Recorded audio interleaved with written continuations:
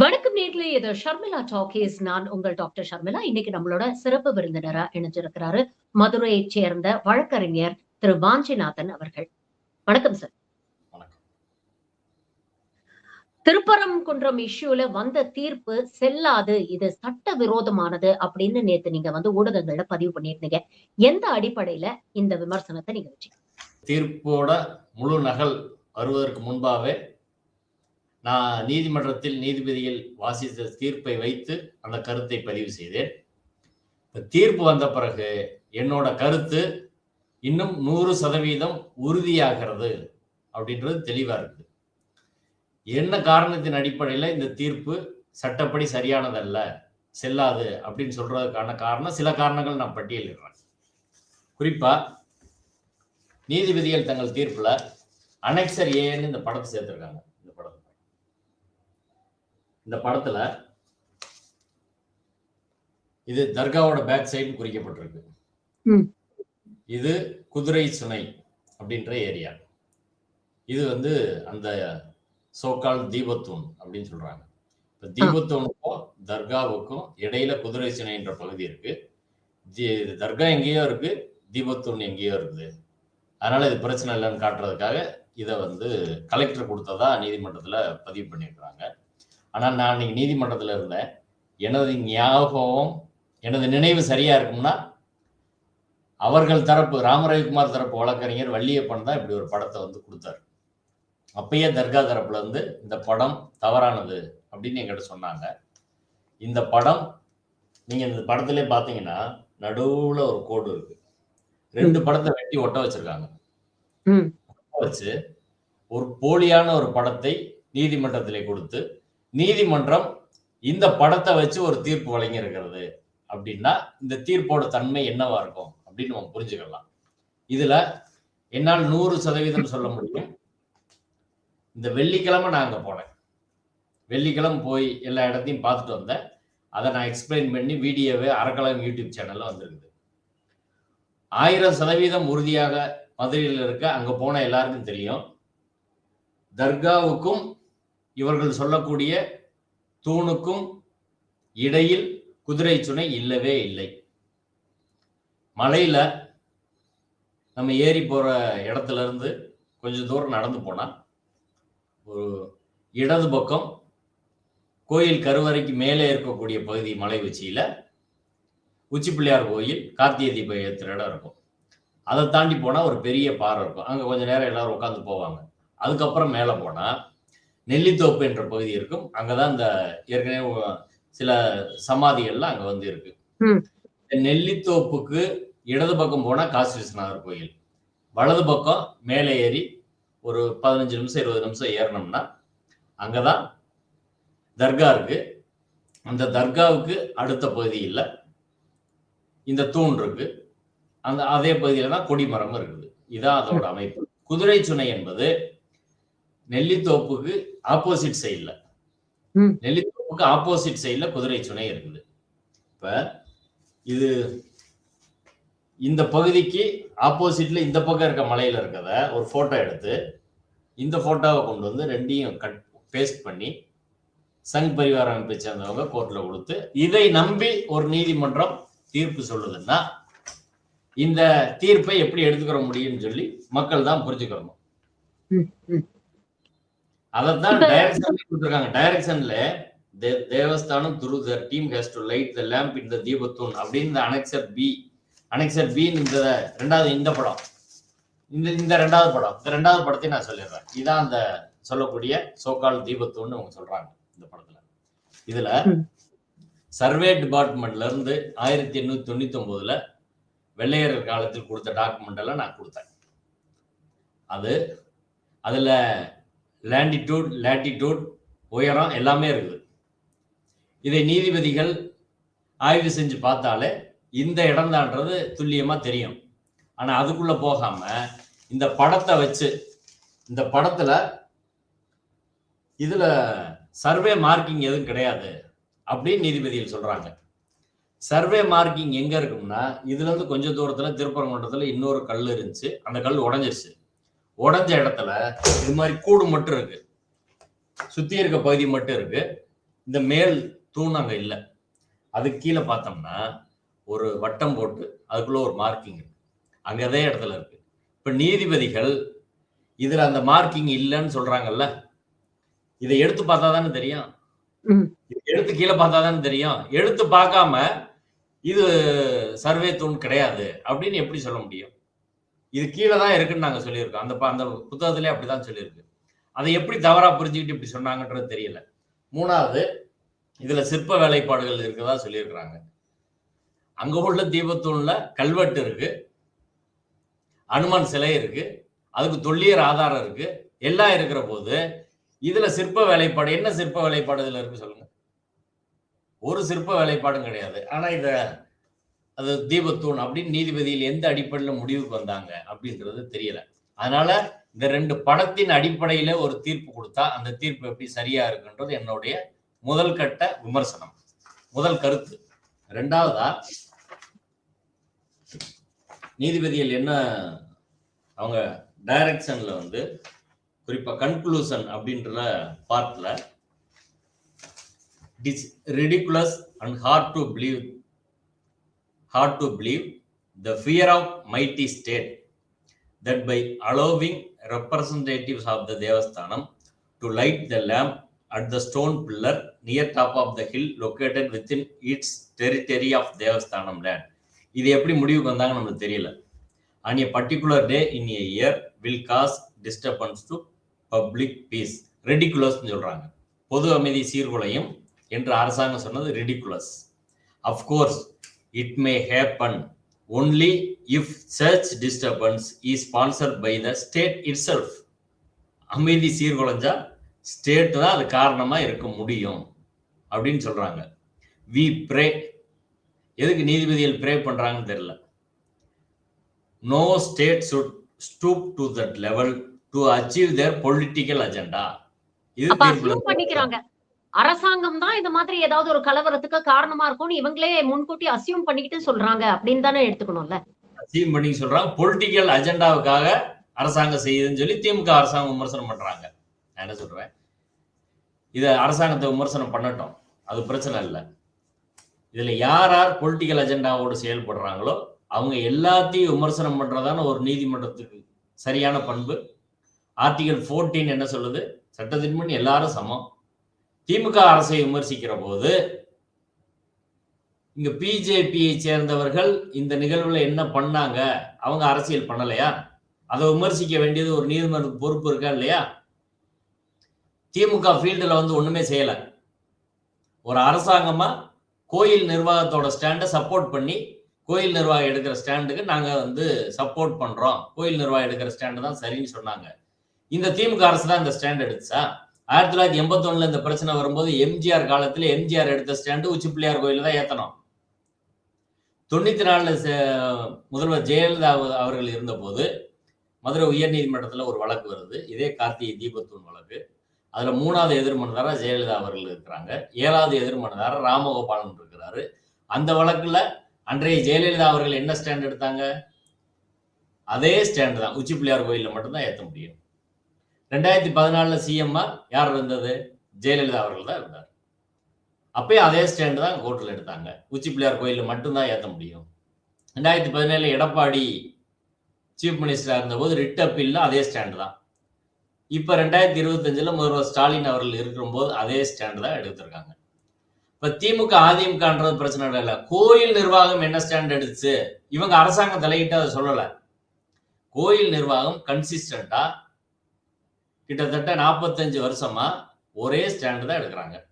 உச்சி பிள்ளையார் கோயில் தான் கோயிலோட பழக்கம் வழக்கம் மரபுப்படி அங்கதான் ஒரே தீபத்தூண் இருக்கு. மலையில 2 தீபத்தூண் இல்ல, 2வது இடத்துல தீபம் ஏற்றுவது எங்கள் கோயிலோட பழக்கம் கிடையாது அப்படின்ற ஒரே ஸ்டாண்டு தான் கடைசி வரை எடுத்துக்கிட்டு இருக்கிறாங்க. அப்ப நீதிமன்றம் என்ன செஞ்சிருக்கணும்? ஜெயலலிதா அவர்களே கண்டிச்சிருக்கணும், எம்ஜிஆரை கண்டிச்சிருக்கணும், எடப்பாடியே கண்டிச்சிருக்கணும். அவங்கள ஏன் எடுத்தாங்க? இன்னைக்கு திமுக பொலிட்டிக்கலா பண்ணுது அப்படின்னா அவர்கள் ஏன் எடுத்து அந்த ஸ்டாண்ட் எடுத்தாங்க? ஒண்ணு. 2வது, இந்த வழக்கு உயர் நீதிமன்றத்தில் இந்த 2 நீதிபதிகளிடையே நிலுவையில் இருந்து வழக்கு விசாரணை நடந்து கொண்டு இருக்கும் போது திருச்சிக்கு வராரு RSS தலைவர் மோகன் பகவத் வந்து என்ன சொன்னாரு, இந்த பிரச்சனை திருப்பரங்குன்றம் தீப பிரச்சனை இந்துக்களுக்கு சாதகமாக தீர்க்கப்பட வேண்டும். நீதிமன்றத்தை மிரட்டினாரா இல்லையா? ஒரு 4 நாளைக்கு முன்னாடி தமிழ்நாட்டுக்கு வந்த ஒன்றிய அரசின் அமைச்சர் தர்மேந்திர பிரதான் என்ன சொன்னாரு, தீபம் ஏற்றுவதை தடுப்பவர்கள் முட்டாள்கள் அப்படின்னாரு. அவருக்கு தீபம் ஏத்தியாச்சுன்ற விவரமே தெரியல. ராம ரவிக்குமார் வழக்கு போடுறாரு.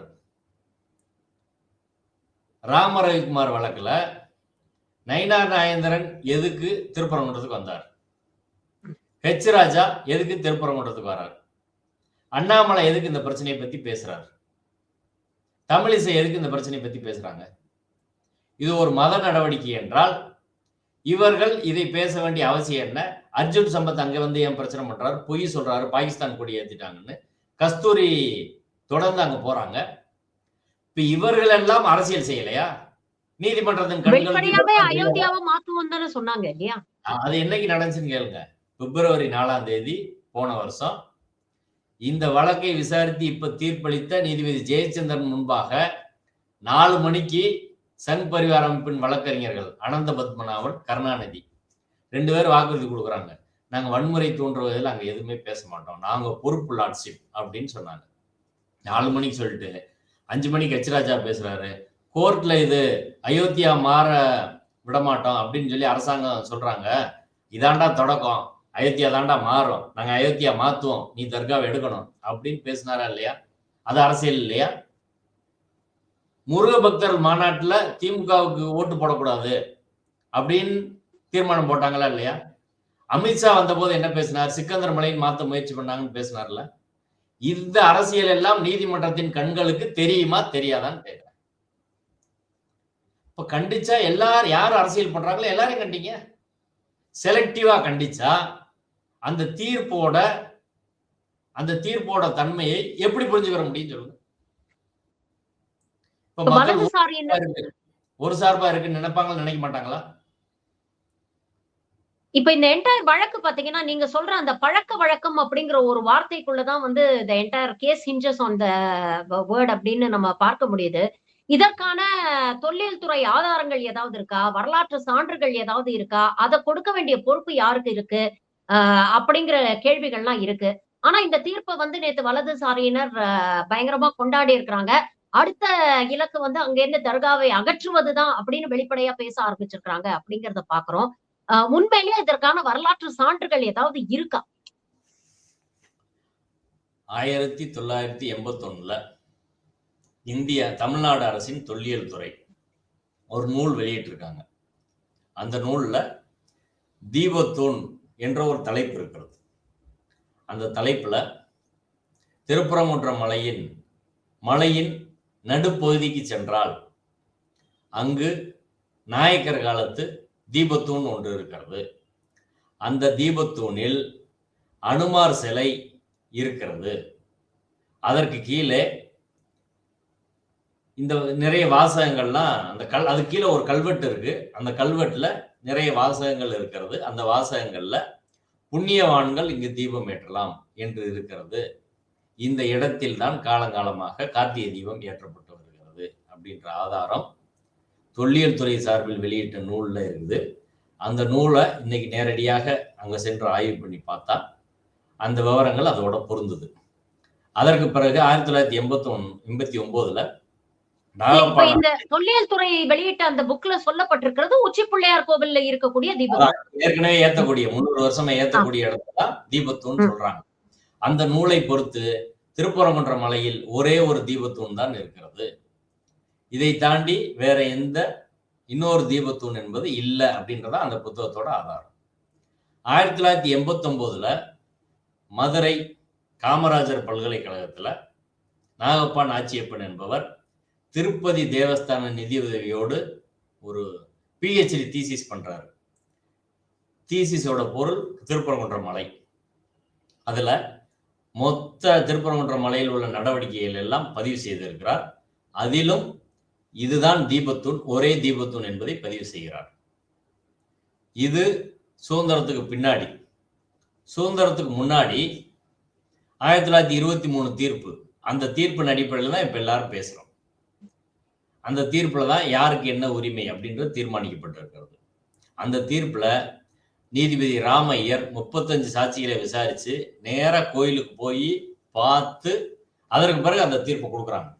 அந்த தீர்ப்புல 2 விஷயம் சொல்றாங்க. ஒண்ணு, 1862ஆம் ஆண்டு, 1912ஆம் ஆண்டு இருமுறை தர்கா பக்கத்தில் தீபம் ஏற்றுவதற்கான முயற்சி மேற்கொள்ளப்பட்டது.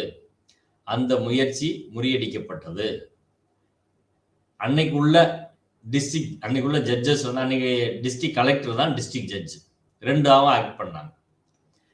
அன்னைக்குள்ள மேஜிஸ்ட்ரேட்டுகள் தலையிட்டு தடுத்தார்கள் என்ற செய்தியை பதிவு செய்து அதுல இன்னொரு முக்கியமான விஷயம் என்ன சொல்றாங்கன்னா, இந்த 2 முக்கியமான விஷயம். ஒண்ணு, மலையில நீதிபதி ஆய்வு செய்து பதிவாயிருக்கிற பதிவுகளின்படி, தீர்ப்புல இருக்கிற பதிவுகளின்படி திருப்பரங்குன்றம் மலை உச்சியில் ஒரே ஒரு புனித தலம் தான் இருக்கிறது, அது தர்கா என்று நீதிபதி ராமையர் பதிவு செய்திருக்கிறார். நீதிபதி ராமையரின் பதிவை AG advocate general PS Raman நீதிமன்றத்தில் சொன்னார். மலை உச்சியில் இன்னொரு இடம், கார்த்திகை தீபம் ஏற்ற இடம் இருந்திருந்தா அதற்கு அந்த தீர்ப்பிலே சொல்லியிருப்பாங்க இன்னொரு இடம் இப்படி இருக்குன்னு. ஆனா அப்படி இல்லை, இது ஒரு இடம் தான். ஒண்ணு. 2வது அதுல சொல்லியிருக்க விஷயம், இந்த தீபம் ஏற்றுவதற்கு 2 முறை முயற்சி மேற்கொள்ளப்பட்டது, அது தடுக்கப்பட்டது. ஏன்னா அங்கு தீபம் ஏற்றும் பழக்கம் என்பது இருந்ததில்லை அப்படின்னு சொல்றாங்க. 2வது லா அண்ட் ஆர்டர் பிரச்சனை வரும். இந்த 2 காரணம் சொல்லி அதை ரிஜெக்ட் பண்ணியிருக்கிறாங்கன்னு சொல்றாங்க. அதன்படி அந்த தீர்ப்பின்படி பார்த்தா 1862 இருந்து இன்னைக்கு தேதி வரை கிட்டத்தட்ட 163 ஆண்டுகள் அங்க கார்த்திகை தீபம் எதுவும் இப்ப சொல்ற தூண்ல ஏற்றப்படவில்லை என்பது ஆதாரப்பூர்வமாக 1923 தீர்ப்புல இருக்கு. இதை யாராவது மறுக்க முடியுமா? ஆனா நாயக்கர் காலத்துல இருந்து 300 வருடங்களுக்கு மேலாக மலையில ஒரு இடத்துல தான் தீபம் ஏத்துறாங்க. இது நீங்க லாஜிக்காவே பாருங்க. தமிழ்நாட்டுல எந்த மலையில 2 இடத்துல ஏத்துறாங்களா? 2 இடத்துல ஏத்துறாங்களா சொல்லுங்க. முதல் முறையாக வரலாற்று அதிசயமாக சங் பரிவார அமைப்பின் கோரிக்கையை ஏற்று நீதிமன்றம் 2வது இடத்துல ஏத்துங்க அப்படின்னு சொல்றாங்க. கோயில் என்ன சொல்றாங்க? எங்களுக்கு கோயில் பழக்க வழக்க மரபுக்கும் அந்த தூணுக்கு எந்த தொடர்பும் இல்லைன்னு சொல்லிட்டாங்க. இப்ப வரலாற்று ஆதாரங்கள், தொல்லியல் ஆதாரங்கள், அங்குள்ள மக்களின் கருத்துக்கள் எல்லாவற்றையின் அடிப்படையில திருப்பரங்குன்ற மலையில உச்சி பிள்ளையார் கோயில் பக்கத்துல இருக்கிறது ஒரே ஒண்ணுதான் தீபத்தூண். இன்னைக்கு வரையும் இந்த இடம் தீபத்தூண் இடம் தர்கா பக்கத்துல இருக்கிறது என்பதற்கான எந்த சான்றும் யாராலும் தர முடியவில்லை. எந்த சான்றும் தரல. நீதிபதி GR சாமிநாதன் அவர்கள் போய் பார்த்து அதுல இப்படி அந்த வடிவம் அப்படி இருக்கு அப்படின்னு ஒரு யூகத்துல சொல்லியிருக்கிறாங்க. அவ்வளவுதான். அது சட்டப்படியான ஒரு அணுகுமுறை கிடையாதுன்றது. இப்ப இந்த தீர்ப்பிலேயே நீங்க பாத்தீங்கன்னா முரண்பாடாக இருக்கு. ஏன்னா ஒரு பக்கம் வந்து அரசாங்க சட்ட ஒழுங்கு பிரச்சனை வந்துரும் சொல்றது நகைப்புக்குரியது அப்படின்னு சொல்லக்கூடிய அதே நீதிபதிகள் தீபம் ஏத்தலாம், ஆனா ஏத்துற இடத்துக்கு கோவில் நிர்வாகமும் தொல்லியல் துறை சார்ந்தவர்களும் மட்டும்தான் போகணும், பொதுமக்கள் போகக்கூடாது அப்படிங்கிற ஒரு கிளாஸும் வச்சிருக்கிறாங்க அப்படிங்கிறத பாக்குறோம்.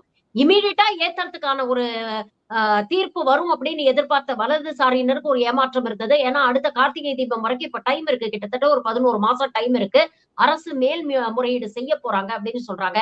இந்த தீர்ப்பு உண்மையிலேயே யாருக்கான வெற்றியாக நாம பாக்குறது? சங் பரிவார் சொல்ற மாதிரி அவங்களுக்கான வெற்றியா, இல்ல கவர்மெண்ட்டுக்கு ஒரு இன்டர்ம் ரிலீஃப் கிடைச்சிருக்கு, இதை இன்னும் கொஞ்சம் தீவிரமா பர்சியூ பண்றதுக்கு அப்படின்னு ஒரு டைம் கிடைச்சிருக்குன்னு பாக்குறேன். அதாவது இந்த தீர்ப்பு அரசியல் சட்டத்திற்கு கிடைத்த தோல்வியா தான் நான் பார்க்கிறேன். நீதிமன்றத்தின் மீது மக்கள் வைத்திருக்கிற நீதிமன்றத்தின் மீதான நம்பிக்கை என்பது சீர்குலைந்திருக்கிறது. நீதிமன்றம் தன் மாண்பை தானே வீழ்த்தி கொண்டிருக்கிறது. ஆதாரங்கள், ஆவணங்கள் இல்லாமல் சங் பரிவாரின் அரசியல் திட்டத்திற்கு நீதிமன்றம் பலியாகிறது. நீதித்துறை மீதான நம்பகத்தன்மை மக்களுக்கு இழக்க செய்யும். அது நீதிபதி GR சாமிநாதன் ஏற்கனவே ஆடுகோழி வெட்டக்கூடாதுன்னு போட்ட வழக்கிலே அந்த கருத்து உருவாச்சு. சிக்கந்தர் மலைன்னு கூப்பிடக்கூடாதுன்னு சொன்னது, அங்க தொழுவு நடத்தக்கூடாதுன்னு சொன்னது, இப்படி அந்த பிரச்சனை டெவலப் ஆகி போச்சு. 144 இருக்கிற போது சங் பரிவார் அமைப்புகளின் ஆர்ப்பாட்டத்துக்கு பெர்மிஷன் கொடுத்த நீதிமன்றம் அதற்கப்புறம் 1 மாதம் கழித்து எந்த பிரச்சனையும் இல்லாத சூழ்நிலையில மத நல்லிணக்க கூட்டமைப்பின் குறிப்பா 2 பாராளுமன்ற உறுப்பினர்கள் தோழர் திருமாவளவன், தோழர் வெங்கடேசன் கலந்து கொள்வதற்கான நிகழ்ச்சியை மறுத்தது அப்படின்றது இது எல்லாமே நீதித்துறையின் மீதான மதிப்பை சீர்குலைத்தது. அடுத்து இந்த ரவுண்டு கார்த்திகை தீப விஷயம். கார்த்திகை தீப விஷயத்திலையும் நீதிபதி GR சாமிநாதன் அவர்கள் அந்த வழக்கை நடத்திய முறை, வழக்கு தாக்கல் செய்த முறை, வழக்கிலே அவர் தரப்பினரை அணுகிய விதம், மலைக்கு சென்ற விதம், அதுக்கப்புறம் தீர்ப்பு கொடுத்தது எல்லாமே இங்கு இஸ்லாமியர்கள் இங்கு வந்தா நீதி கிடைக்காது அப்படின்ற ஒரு கண்ணோட்டத்தை உருவாக்குறதுக்கு உதவியா இருந்துச்சு. அடுத்து இந்த தீர்ப்பு மொத்தமா அதுல மண்ணள்ளி குழி தோண்டி போட்டிருக்காங்க அப்படின்னு தான் நான் பாக்குறேன். இன்னும் நேற்றைய தினம் நீதிபதி சிறிமதி அவர்கள் முன்பு 2 வழக்கு வருது. ஒண்ணு திருப்பரங்குன்ற மலையில போலீஸே இருக்கக்கூடாது அப்படின்னு ஒரு வழக்கு போடுறார் ராம ரவிக்குமார். இன்னொன்னு திருப்பரங்குன்ற மலையில நெல்லித்தோப்பை கோயில் கண்ட்ரோல் எடுக்கணும், அதாவது இஸ்லாமியர்களுக்கு சொந்தமான பகுதி என்று சொல்லப்பட்ட இடத்தை கண்ட்ரோல் எடுக்கணும்னு போடுறாங்க. 3வது அங்கு 3ஆம் தரப்பினரை மத நிகழ்வுகள் நடத்துவதற்கு அனுமதிக்கணும் அப்படின்னு போடுறாங்க. சரிங்களா? இதே நீதிமன்றம் இன்னைக்கு தர்காவில் நடக்கிற விஷயம் தொல்லியல் துறை கட்டுப்பாட்டை கேட்டுதான் நடக்கணும்னு சொல்றாங்கல்ல. அதே நீதிமன்றத்துக்கு நம்ம என்ன கேட்கிறோம்னா 172.2 ஏக்கரும் இந்த தொல்லியல் துறை கட்டுப்பாட்டுல இருக்குன்னா கோயிலுக்கும் கோயில் பெர்மிஷன் வாங்கி தானே எல்லாம் பண்ணணும். கோயில்ல மடப்பள்ளி வைக்கக்கூடாது, சமைக்கக்கூடாது இல்ல. அப்ப என்ன மற்ற மக்களுக்கு கருத்து வருவாங்க? கோயிலுக்கு ஒண்ணு பண்றாங்க, ஆனா இஸ்லாமியர்கள் வழிபாட்டு தளத்துக்கு இன்னொன்னு பண்றாங்கன்ற கருத்து வராதா? இன்னொன்னு உச்சபட்சமா நீதிபதி சிறிமதி அவர்கள் ஒரு உத்தரவு போடுறாங்க. போன வாரம் வெள்ளிக்கிழமை அவங்ககிட்ட ஒரு வழக்கு வருது. காலையில மென்ஷன் பண்ணி லஞ்ச் மோஷன் மூவ் பண்றாங்க. அந்த வழக்குல இல்ல காலையில அதுதான் இந்த போலீஸ் வழக்கு. இன்னொரு வழக்கு அவங்களுக்கு ஏற்கனவே நோட்டீஸ் ஆகி அன்னைக்கு வருது. அந்த வழக்குல என்ன கோரிக்கை வைக்கிறாங்கன்னா ஆடு கோழி வெட்டுவதற்கு முயற்சி பண்றாங்க, மலையில கந்தூரி கொடுக்க முயற்சி பண்றாங்க, அதை தடுக்கணும்னு சொல்லி ப்ளீடிங்ஸ் இருக்கு. அதுக்கப்புறம் இன்ட்ரீம் பிரேயர் தான், மெயின் பிரேயர் தான்.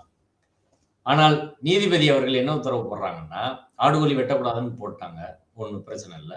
நான் நீதிமன்றத்தில் ஆஜராகி சொல்றேன், ஏற்கனவே இதே நீதிமன்றம் ஆடுகோழி வெட்டக்கூடாதுன்னு நீங்க தான் உத்தரவு போட்டீங்க. அது மறுபடியும் அதுக்கே பெட்டிஷன் ஃபைல் பண்ண முடியாது. அந்த உத்தரவை மீறினால் கண்டெம்ட் தான் ஃபைல் பண்ண முடியும். இது second writ petition with the same prayer is not maintainable. இது வந்து ரெஸ் ஜுடிகேட்டா என்ற வகையில் வரும், முன் தீர்ப்பு தடை என்ற வகையில் வரும் சொல்றோம். அதை கேட்ட நீதிபதி அதுக்கப்புறம் இன்ட்ரீம் ஆர்டர் போடுறாங்க. உள்ள போய் சேம்பர்ல சந்தனக்கூடு விழா 50 பேர் தான் பங்கேற்கணும்னு போடுறாங்க. அந்த வழக்கின் கோரிக்கையும் இதுக்கு எந்த சம்பந்தமும் இல்லை. இது நேற்று நாங்க திரும்ப மென்ஷன் பண்ணி கிளாரிபிகேஷன் கேட்கிறோம். அதுல அரசு தரப்புல இருந்து வந்த வழக்கறிஞர் ஏஏஜி பாஸ்கரன் நீதிபதிட்ட நான் சொல்றேன், இந்த வழக்குல ப்ளீடிங்ஸ் கிடையாது, சந்தனக்கூடு விழாவுக்கு வழக்கே இல்லை, ஆடுகோழி வெட்டக்கூடாதுன்னு வழக்கு, ஆடுகோழி வெட்டக்கூடாதுன்னு ப்ளீடிங்ஸ், ஆடுகோழி வெட்டக்கூடாதுன்னு இன்ட்ரீம் பிரேயர், ஆடுகோழி வெட்டக்கூடாதுன்னு மெயின் பிரேயர். அந்த வழக்குல சந்தனக்கூடு தொடர்பா ஒரு உத்தரவு எப்படிங்க போட முடியும்? இது மிஸ்டேக்கா வந்துருச்சுன்னு நான் சொல்றேன். இல்ல நீதிபதி இல்ல நான் அப்படி போடலையே அப்படின்னு சொல்லிட்டு கவர்மெண்ட் தானே சொன்னாங்க அப்படின்னு கவர்மெண்ட் கேட்கறாங்க. கவர்மெண்ட் என்ன சொல்றாங்கன்னா இல்ல 50 பேர் தான் போகணும் அப்படின்றாங்க. நான் சொன்னேன் இது தப்பா புரிஞ்சுக்கிட்டு சொல்றாங்க, நான் இதை எக்ஸ்பிளைன் பண்றேன். திருப்பரங்குன்றம் முருகன் கோயில்ல பங்குனி திருவிழா நடக்கும். அந்த விழாவில் லட்சக்கணக்கான பேர் பங்கேற்பாங்க.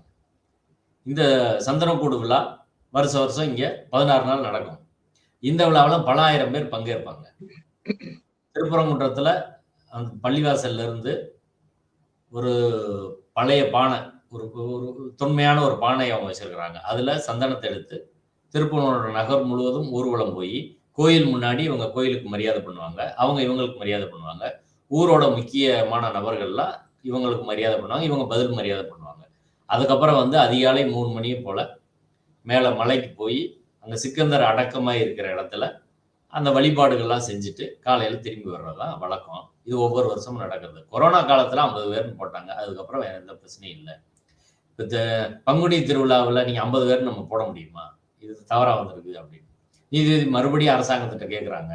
அவங்க மலைக்கு போறது 50 பேர் தான் போக முடியும், அதுக்கு மேல விட மாட்டோம்னு சொல்றாங்க. ஏஏஜி பாஸ்கரன் அவரு நேருவோட அப்பாயின்மெண்ட். அதை தான் நாங்கள் திரும்ப திரும்ப சொல்றோம். ஆர்எஸ்எஸ் சங் பரிவார் ஊடுருவல், அது இன்ஸ்ட்ரக்ஷன் கேட்டு தான் சொல்றாரு. கோயில் இருக்காங்க, ஸ்டேட் போலீஸ் இருக்கிறாங்க, ரெவன்யூ இருக்காங்க, அவங்க தான் அதை சொல்றாங்க, இவர் அதை சொல்றாரு. இப்போ ஒரு இன்ஸ்ட்ரக்ஷன் ப்ராப்பரா கேட்டு அதை சொல்லணும். எப்படி சந்தனக்கூட எப்படி ரெஸ்ட்ரிக்ட் பண்ண முடியும்? அதையும் சங் பரிவார அமைப்பில் ஊடுருவி இருக்கிறார்கள் என்பதற்கான உதாரணம் தான் இந்த நீதிமன்றத்தில் இப்படி சொல்றது. ஒண்ணு. ரெண்டாவது, அரசு வழக்கறிஞர்களா இருக்கவங்க கொஞ்ச நாள் ஒரு 5% ஐடியாலஜி உள்ளவங்களை போடுங்கன்னு நம்ம திரும்ப திரும்ப சொல்றோம். அது இல்லாம ஒரு கவர்மெண்ட் சிஎம் ஒண்ணு நினைக்கிறாரு, இங்க அதுக்கு நேர் எதிரான விஷயங்கள் நடக்குது அப்படின்றதுதான் சிக்கலான விஷயம். இப்ப கோர்ட்ல என்ன சொல்லுவாங்க? அரசாங்கம் சொல்லிச்சு, நாங்க தடை பண்ணோம். அரசாங்கம் சொன்னால் கூட ஒரு ஃபண்டமெண்டல் ரைட்டை கர்டெயில் பண்ண முடியுமா ஒரு கோர்ட்டு? பிரேயர் இல்லாத வழக்கில் போட முடியுமான்னா அப்படி போடுறாங்க. அப்ப நான் இதனால என்ன சொல்றேன்னா, இந்த தீர்ப்புகள் எல்லாம் அரசியல் சட்டத்தை வீழ்த்தியது, நீதித்துறையின் மாண்பை வீழ்த்தி இருக்கிறது அப்படின்றதா என்னோட பார்வை. ஒரு பிரிவு மக்களை, அதாவது இஸ்லாமியர்கள், கிறிஸ்தவர்கள், இன்னும் ஒரு ஒரு திராவிட அரசியலில் நம்பிக்கை உள்ளவர்கள், தமிழ் தேசிய அரசியல் நம்பிக்கை உள்ளவர்கள், தலித் அரசியலில் நம்பிக்கை உள்ளவர்கள், கம்யூனிஸ்ட் அரசியல் நம்பிக்கை உள்ளவர்கள், இதை சார்ந்த மக்கள், இப்படி பெரும்பான்மை மக்களுக்கு நீதிமன்றத்தின் மீது ஒரு நம்பிக்கை இந்த தீர்ப்புகள் மூலமாக தகர்க்கப்பட்டிருக்கிறது அப்படின்னு தான் நான் பார்க்கிறேன். இதுதான் இதில் நிகழ்த்தப்பட்ட மிகப்பெரிய ஒரு தவறான விஷயமா நான் புரிஞ்சுக்கிறேன். ரொம்ப சீரியஸ் அலிகேஷன்ஸ் நீங்க சொல்றதை வச்சு பார்க்கும் பொழுது பாத்தீங்கன்னா, ஏற்கனவே ஒரு காணொலியில நீங்க ஒரு வெப்சைட்டை மென்ஷன் பண்ணி, இவங்க திருப்பரங்குன்றம் மலை மட்டும் இல்ல, இந்த மாதிரி எத்தனையோ மலைகளை இவங்க டார்கெட் பண்ணிருக்காங்க அப்படிங்கிற ஒரு விஷயத்த பதிவு பண்றீங்க. இதெல்லாம் ஸ்டேட் மெஷினரிக்கும் தெரியாம இல்ல. அப்போ இந்த பிரச்சனை உருவாகும் பொழுது இதை முளையிலேயே கிள்ளி எறியறதுக்கான முயற்சிகளை இந்த அரசாங்கம் எடுக்கவில்லை, தவறிவிட்டது அப்படின்னு நாம பாக்குறதா? இன்னொரு பக்கம் இந்த தீர்ப்பை இப்ப மேற்கோள் காட்டி மற்ற மலைகளிலும் இது போன்ற பிரச்சனைகளை இவங்க செய்ய மாட்டாங்களா இன் ஃபியூச்சர் அப்படிங்கிற ஒரு கேள்வியும் வருது. இதை எப்படி நாம பாக்குறது? அரசாங்கம் எங்கேயாவது போட்டு விட்டுருச்சுன்னு நினைக்கிறீங்க? ஆரம்பத்துல அரசாங்கம் கோட்டை விட்டது மட்டுமல்ல, அரசாங்க அதிகாரிகள் உதவியோடு தான் இந்த பிரச்சனை என்பது அடுத்த கட்டத்துக்கு நகர்ந்துச்சு. முதல்ல திருப்பரங்குன்றம் சிக்கந்தர் தர்காவில் ஆடு கோழி வெட்டக்கூடாது என்று தடுத்தது ஆர்எஸ்எஸ் தடுக்கல, பிஜேபி தடுக்கல, சங் பரிவார அமைப்பு தடுக்கல. தடுத்தது திருப்பரங்குன்றம் போலீஸ். யாரோட உத்தரவின் பேரில் தடுத்தாங்க அப்படின்றது இன்னைக்கு வரைக்கும் சொல்லலை. ஆனா தர்கா அங்க உள்ள பள்ளிவாசல் தரப்பு இந்தியா கூட்டணிலாம் போராட்டம் நடத்துற போது மதுரை கமிஷனர் லோகநாதன் மிரட்டுறாரு, இந்த பிரச்சனையை இதோட விட்டுருங்க அப்படின்னு. முதல்ல அந்த பிரச்சனையை துவங்கினது போலீஸ். அடுத்து ஆர்டிஓ ப்ரொசீடிங்ஸ் நடக்குது, பேச்சுவார்த்தை. அதுல கோயில் தரப்புல இருந்து எதிர்ப்பு தெரிவிக்கிறாங்க, ஆடு கோழி வெட்டக்கூடாது. அடுத்த ஆர்டிஓ கண்ணன் இந்த பிரச்சனையை அடுத்த இடத்துக்கு நகர்த்தி சிவில் கோர்ட் அணுகி ஆடு கோழி வெட்டுறதை தீர்த்துக்கங்கன்னு சொல்றாரு. அன்னைக்குள்ள கலெக்டர் சங்கீதா அவர்கள் ஆர்டிஓ கண்ணனுக்கு தான் ஆதரவா இருக்கிறார் மொழியை இந்த உத்தரவை ரத்து பண்ணல. அடுத்து நீதிமன்றம் வருகிற போது அமைச்சர் சேகர் பாபுவின் கட்டுப்பாட்டில் உள்ள அறநிலைத்துறை நீதிமன்றத்துல இன்னைக்கு சங் பரிவார அமைப்பு என்ன வாதங்களை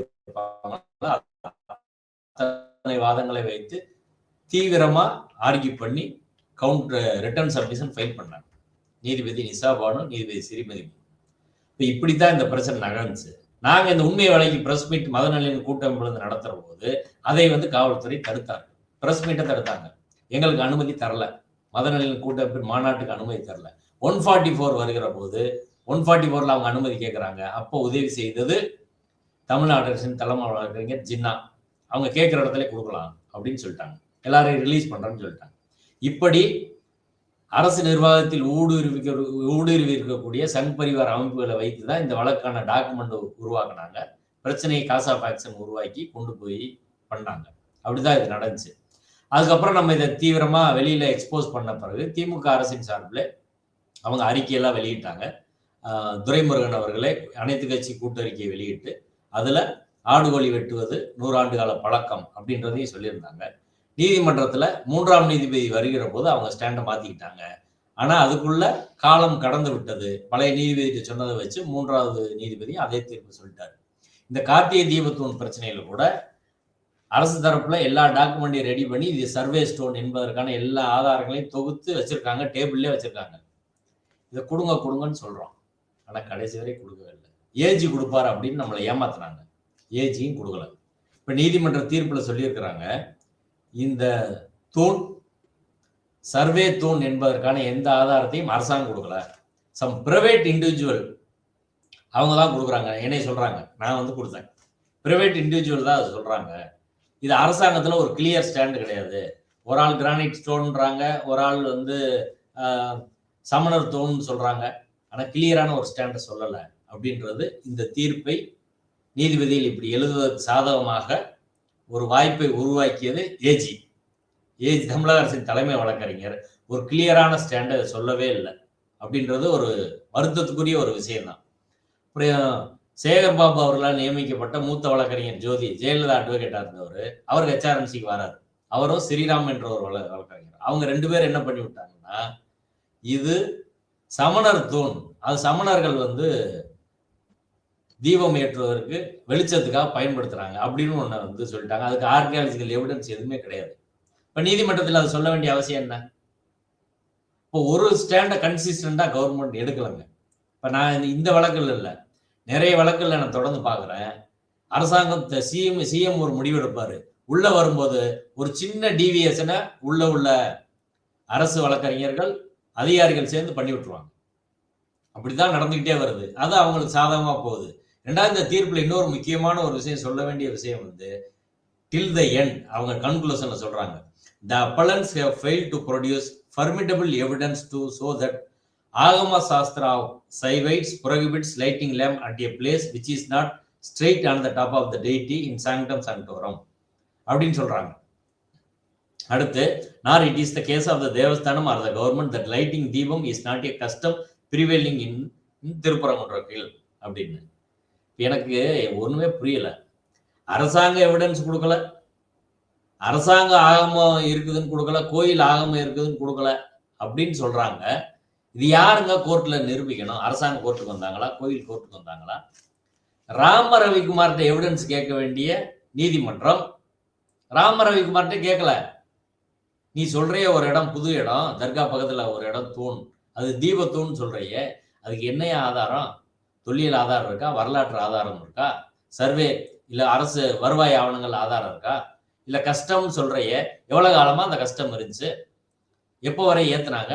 யார் ஏத்துனா? கோயில் ஏத்துனாங்களா, மக்கள் ஏத்துனாங்களா? எந்த ஆதாரத்தையும் கேட்கல. வழக்கு தாக்கல் செய்தவர்கள் தான் ஆதாரத்தை சமர்ப்பிக்க வேண்டும். அவங்க தான் அவங்க கேஸை ப்ரூவ் பண்ணணுன்றது எவிடன்ஸ் ஆக்ட். எவிடன்ஸ் ஆக்ட் ஒரு நீதிமன்றம் ஃபாலோ பண்ணுமா இல்லையா? ஆனா விசித்திரமா இந்த நீதிமன்றம் என்ன சொல்றாங்கன்னா, இன்னொன்னு சொல்லிக்கிறாங்க, ரிட்ல வந்து நீதிபதி ஜி.ஆர். சாமிநாதன் அவர்கள் உரிய வாய்ப்பு கொடுக்கலன்னு சொல்றாங்க. நாங்க வாய்ப்பு கொடுத்துருக்கோம் அப்படின்னு. இதுல ஒரு தவறான செய்தியை அவங்க பதிவு பண்றாங்க. அரசாங்க தரப்புல எந்த ஆதாரமும் இதான் தீபத்தூண் என்பதற்கு கொடுக்கல உச்சிப்பிள்ளையார் கோயில் அப்படின்னு. அது அடிப்படையில் தவறான செய்தி. அது தீபத்தூண் என்பதற்கான எல்லா ஆதாரமும் கொடுக்கப்பட்டது. ஒரே தீபத்தூண் தான் இருக்குன்றது சொன்னாங்க. இப்ப அரசாங்கம் பல ஸ்டாண்ட் கூட எடுக்கலாம், அது பிரச்சனை இல்லை. எதிர்மனுதாரர்களா இருக்கவங்க என்ன வேணாலும் சொல்லலாம். ஆனா எல்லாரும் கிளியரா எல்லாரும் சேர்ந்து ஒரு ஸ்டாண்ட் சொன்னாங்க. இப்ப சொல்லக்கூடிய தர்கா பக்கத்துல இருக்கிறது தீபத்தூண் கிடையாது. கோயிலோட பழக்க வழக்கம், மரபு, ரிச்சுவல், இந்து மத நடவடிக்கை எதுக்குமே அந்த தூணுக்கு தொடர்பு இல்லைன்றது மிக உறுதியாக நீதிமன்றத்தில் தெரிவித்தார்கள். அப்ப அத நீதிமன்றம் ஏத்துக்கணுமா இல்லையா? இவங்க தரப்புல ஆதாரம் கேட்க வேண்டிய நீதிமன்றம் அரசாங்கம் கோயிலும் ஒன்றும் கொடுக்கல அப்படின்னு சொல்றது எனக்கு விசித்திரமா இருக்கு. அவங்க ஒரு வழக்கு போடுவாங்க, வழக்கு போட்டு நிரூபிக்க வேண்டிய பொறுப்பு அரசாங்கத்துக்கு வந்துருமா? பேர்டன் ஆஃப் ப்ரூஃப் ஷிஃப்ட் ஆயிருமா? என்ன வகையான அணுகுமுறைன்னு நம்மளுக்கு தெரியல. இப்ப இதுல மேல்முறையீடுக்கு போனா என்ன நடக்கும்னு எதிர்பார்க்கறீங்க சார்? மேல்முறையீடு உடனே செய்வது என்பது பொருத்தமற்ற ஒரு ஆலோசனை. சட்ட அமைச்சர் இந்த சப்ஜெக்டை பத்தி அவருக்கு எதுவுமே தெரியல. இன்டர்வியூல அவருக்கு நேற்று பேட்டி கொடுக்குறாரு. பேட்டி கொடுக்கறதுல நிருபர்கள் கேட்குறாங்க, அந்த தீபத்தூண்ல அனுமார் படம், இது மாதிரி இது கல்வெட்டு வாசகங்கள்லாம் இருக்குது அப்படின்னா, அந்த இப்ப சொல்ற தீபத்தூண்ல அது எதுவுமே கிடையாது, உச்சிப்பிள்ளையார் கோயில் பக்கத்துல தான் இருக்குது இப்படின்னு இதை கூட தெரியாம ஒரு லா மினிஸ்டர் பேட்டி கொடுக்குறாரு. எதுக்கு அவரை வச்சு பேட்டி கொடுக்குறாங்கன்னு நம்மளுக்கு தெரியல. ஒரு சப்ஜெக்ட் அடிப்படையில தெரியலைங்க எதுவுமே. அதை பத்தி படிச்சுக்கிறதும் இல்லை. ஒரு இன்டர்வியூக்கு போகும்போது தெரிஞ்சவங்ககிட்ட கேட்டுக்கிறதும் இல்லை. போய் உளர்றாரு. அவர் சுப்ரீம் கோர்ட்டு போவோன்றாரு. என்ன கணக்குன்னு தெரியல. அவருக்கு சட்டமா இந்த வழக்கு பத்தி ஏதாவது தெரியுமா? இதுல அடுத்து என்ன நடக்குன்னு தெரியுமா? சுப்ரீம் கோர்ட்டை பத்தி தெரியுமா? இப்ப இது சம்பந்தமாக நாங்கள் கலந்து ஆலோசனை பெற்று அடுத்த கட்டமா முடிவு செய்யணும்னு சொல்றதான ஒரு பொறுப்பான அமைச்சருக்கு அழகு. உடனே மீடியாவில் சொல்றதுக்கு என்ன வேணாலும் சொல்றதா? அப்படி கிடையாது. சுப்ரீம் கோர்ட்டுக்கு இது உடனே போனா கதை முடிஞ்சிடும். அங்க எல்லாம் கார்த்திகை தீபம் ஏற்ற விடல அப்படின்ற கருத்து தான் வடநாடு முழுவதும் பரவி இருக்கு. தமிழ்நாட்டிலே அப்படிதான் பரவி இருக்கு. அந்த கருத்தை முறியடிப்பதற்கு கூட திமுகவுல இருந்து இதுவரை எந்த முயற்சியும் பண்ணல. எங்க ஏற்றப்பட்டது தமிழரின் கார்த்திகை தீபம், ஏற்ற வேண்டுமா கலவர தீபம்னு சொல்லி ஒரு 1000 பொதுக்கூட்டம் போட வேண்டியதானே? மக்கள்கிட்ட கார்த்திகை தீபம் ஏத்துனது வீடியோல ஒரு ஸ்கிரீன் வச்சு காட்ட வேண்டியதானே? அதை கூட செய்யாம இப்ப சுப்ரீம் கோர்ட்டுக்கு போனீங்கன்னா என்ன ஆகும்? ரொம்ப மெச்சூரிட்டி இல்லாத ஒரு அணுகுமுறை அது. சூழ்நிலையை புரிஞ்சுக்கிறணும். நீதிமன்றத்துல என்ன நடந்துகிட்டு இருக்கு இன்னைக்கு, நீதிபதிகள் என்ன கண்ணோட்டத்துல இருக்கிறாங்க, இதெல்லாம் தெரியாம நீங்க இப்படி ஒரு கருத்து சொல்லக்கூடாது. ஆக்சுவலா இதற்கான சட்ட ரீதியான நடைமுறை என்பதை வேறு வகையில் இதை அணுகணும். எல்லா இந்த வழக்கை நடத்தியவர்கள், நல்ல வேறு சட்ட வல்லுநர்கள் எல்லாரையும் கலந்து ஆலோசித்து முடிவு செய்யணும். இமிடியேட்டா போகக்கூடாது. இந்த ஜட்ஜ்மெண்ட்ல நிறைய தவறுகள் இருக்கிறது. இதுக்கு எய்தர் ரிவ்யூ போடலாம், அல்லது இப்ப என்ன சொல்லியிருக்காங்கன்னா ரெஸ்டியூடி கேட்டா வராது, நீங்க பக்தர்கள் கோரிக்கை வைக்கலாம்னு சொல்லியிருக்காங்க. இன்னும் நிறைய பக்தர்கள் இருக்கிறாங்க. அவங்க காசி விஸ்வநாத கோயில் பக்கத்துல ஏற்கனவே இந்து முன்னணி ராமகோபால்னு கேட்டிருக்காரு. அவங்க கோரிக்கை வைக்கலாம். வேறு நபர்கள் கோரிக்கை வைக்கலாம். அவங்களும் வழக்குக்கு போகலாம். வேற இடத்துல ஏத்தணும்னு கேட்கலாம். இதெல்லாம் 11 மாசம் டைம் இருக்கு. அந்த வழக்கு டிவிஷன் பெஞ்சுக்கு மறுபடியும் போகலாம். அது லார்ஜர் பெஞ்சுக்கு ரெஃபர் ஆகலாம். இப்படி பல்வேறு சட்ட ரீதியான வாய்ப்புகள் இருக்கிறது. இதையெல்லாம் புறந்தள்ளிட்டு எடுத்தோடனே ஸ்ட்ரெயிட்டா சுப்ரீம் கோர்ட்டுக்கு போறோம் அப்படின்னு சொல்றது ஒரு அபத்தமான ஒரு கருத்தா தான் நான் பாக்குறேன். இது இந்த பிரச்சனையை காலி பண்ணிடும். பல விஷயங்களை இன்னைக்கு எங்களோட பகிர்ந்துட்டீங்க. ரொம்ப ஒரு இடியாப்ப சிக்கல் மாதிரி இது இன்னும் காம்ப்ளிகேட்டட் ஆயிட்டு போகுது நாளுக்கு நாள் அப்படிங்கறது மட்டும் நம்மளால உணர முடியுது. இனிவரும் காலங்களிலாவது கவர்மெண்ட் சுதாரிச்சு இதுல பல்வேறு சட்ட நிபுணர்களை ஆலோசித்து சரியான ஒரு முடிவை எடுத்து அதை நடைமுறைப்படுத்தணும் அப்படிங்கிறது தான் இந்த காணொலியோட கோரிக்கை. பல விஷயங்களை பகிர்ந்துட்டீங்க. உங்க நேரத்துக்கும் கருத்துக்களுக்கும் மிக்க நன்றி sir. Thank you very much for joining.